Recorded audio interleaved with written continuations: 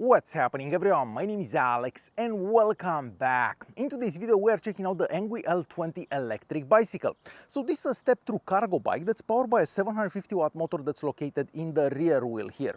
According to the manufacturer, this bicycle gets a range of up to 120 kilometers on one charge, but we'll talk more about that later on in the video.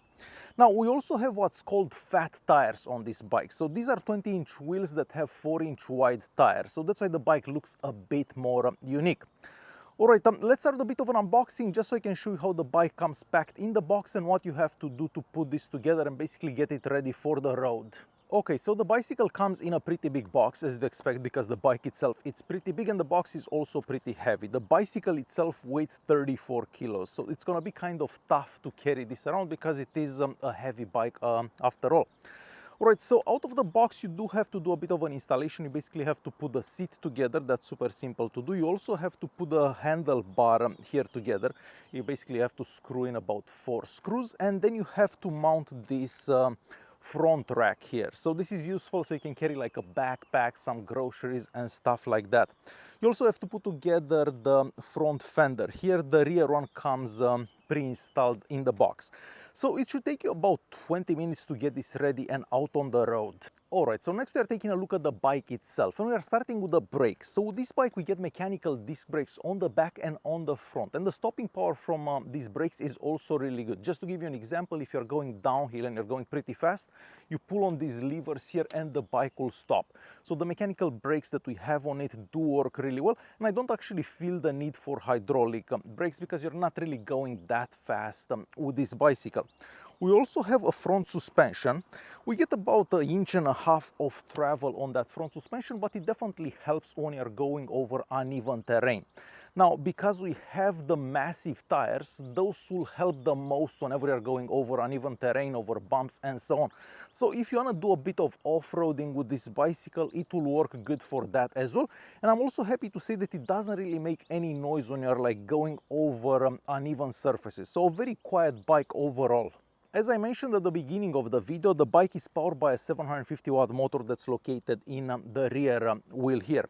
We also have a 7-speed Shimano shifter on the back here, and shifting up and shifting down through gears does work really well, so I haven't noticed any issues whatsoever. So whenever you're shifting up, it will shift up 1, 2 or how many gears you're shifting up, and the same goes for down. Now, depending on your location, when you first take this bike out of the box, it may be locked to 25 kilometers an hour because that's the legal speed limit for electric bikes, at least where I am currently located. However, you can easily unlock that from the screen here. So if you don't want to stay within the legal speed limits, you can easily unlock the bicycle. The same goes for the throttle here. Out of the box, this doesn't actually do anything, but you can enable that as well. So if you don't want to pedal, yes, you do have the option of just going on the electric motor only, and you don't actually have to pedal. But definitely check out the regulations wherever you're located because that may not be legal everywhere. The kickstand is made out of a combination of plastic and metal, and it does work really well. So whenever the bike is sitting on that kickstand, it's not gonna fall off, even if it's windy out. So pretty sturdy kickstand. On the back here we have a little rack, so if you want to keep a bag there or something like that, you can definitely do that. On the back here we also have a light. The light is bright enough so you can actually see it during the day, and that also acts as a brake light. So whenever you are pulling on the brake levers here, that will light up. And of course we have a little mud guard, so if you are riding on a wet surface or something like that, you're not gonna get all wet. The seat on this bike is also a bit bigger than most seats that I've seen on other electric bikes. We do have a lot of padding, so riding this for longer periods of time is also fairly comfortable. Of course, the seat is adjustable in height. You can make it higher or lower. And then you can close the seat like this, and you do that if you want to remove the battery pack that's located right here. Now the battery pack does have an ignition, so that acts as an ignition for the bike.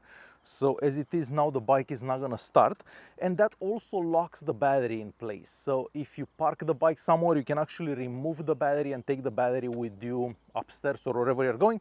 So this way you don't necessarily have to charge the bike with the battery inside.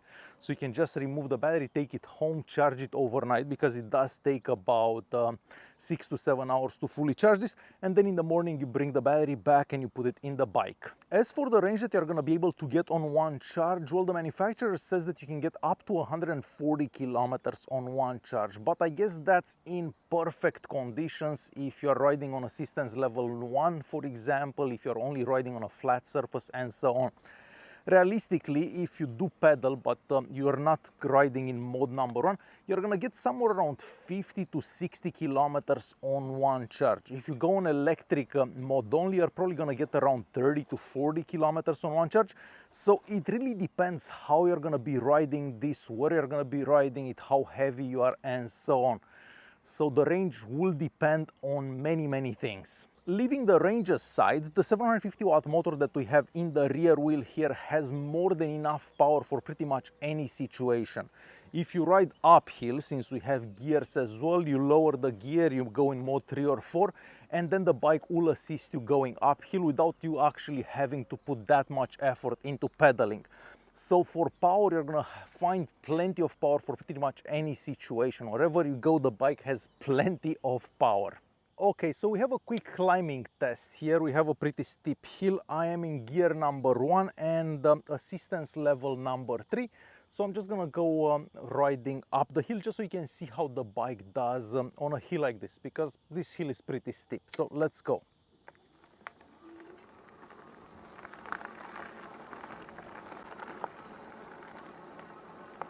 So as you can see, very easy to climb hills like this.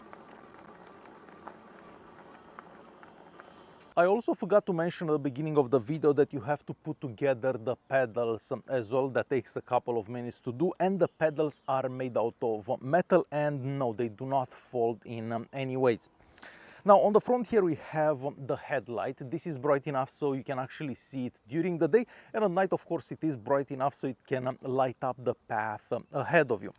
Now the handlebar here is not really adjustable in height. However, you can move it forward a bit, you can move it backward a bit if you loosen these screws here. So you can make the bike comfortable for pretty much any rider, I'm gonna say. Now the brake levers here are made out of plastic. The grips here don't move in any way, so nice and tight.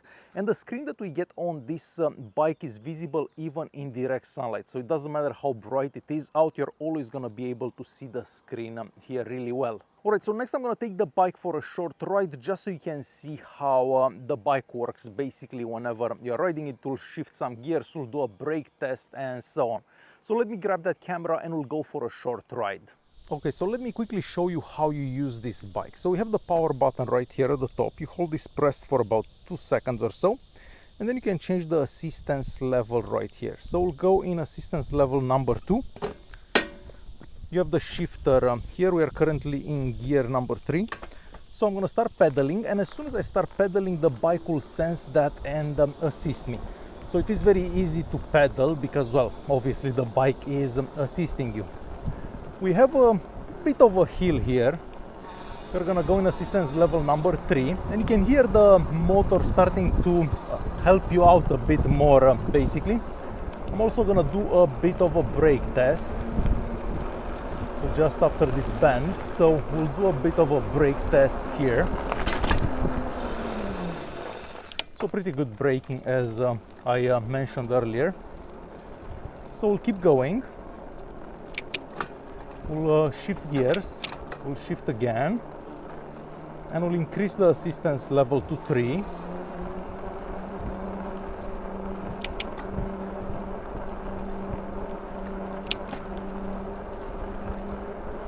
So nice and easy, basically, on any surface.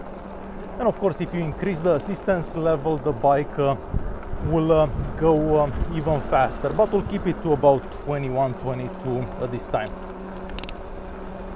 And that's how you shift gears back, basically. So that easy to ride a bike like this on pretty much any surface.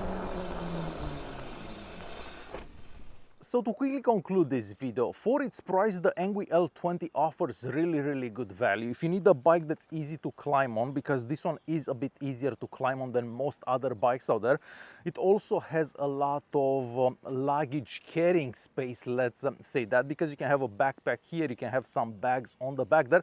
So if you're going for longer trips, this bike makes it easier to carry whatever luggage you may have with you. We have plenty of power, the range on it is sufficient for most trips, I'm gonna say, and the bike is also pretty comfortable. So if you're looking for something like that, definitely consider the L20. Alright guys, hopefully you enjoyed this video, thanks for watching, and I'll see you in the next one.